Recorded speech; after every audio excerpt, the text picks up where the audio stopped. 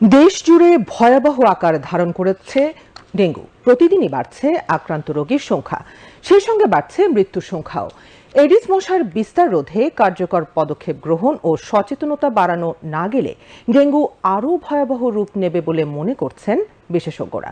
চলতি বছর এখন পর্যন্ত ডেঙ্গুতে মারা গেছেন 141 জন এবং আক্রান্ত হয়ে হাসপাতালে ভর্তি হয়েছেন 27,384 জন। রিপোর্ট শফিউল্লাহ সুমনের। রাজধানী সহ দেশের বিভিন্ন হাসপাতালে ডেঙ্গু রোগীর চাপ ক্রমাগত বাড়ছে। চলতি বছর এখন পর্যন্ত ডেঙ্গুতে আক্রান্ত হয়ে মারা গেছেন 141 জন, আর হাসপাতালে ভর্তি হয়েছেন 27,384 জন। এর মধ্যে ছাড়পত্র পেয়েছেন 24,312 জন রোগী।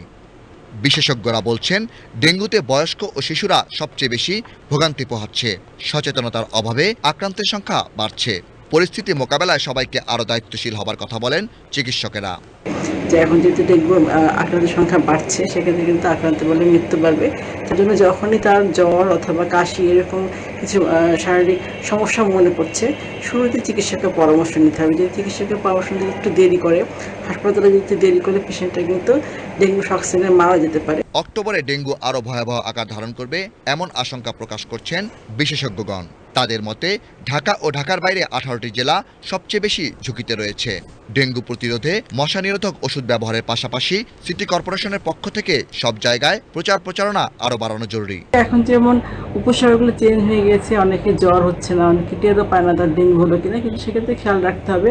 অনেকে জ্বর না হলে দেখা যাচ্ছে পেটে ব্যথা অথবা মাথা ব্যথা অথবা বমি দিয়ে শুরু হতে পারে, অথবা পাতলা ব্যথা দিয়ে শুরু হতে পারে, বা কাশি দিয়ে শুরু হতে পারে। যদি বডির কিছু তাপতাপমান দেখা যায়, শুরুতে তাৎক্ষণিকভাবে চিকিৎসকের পরামর্শ নিতে হবে।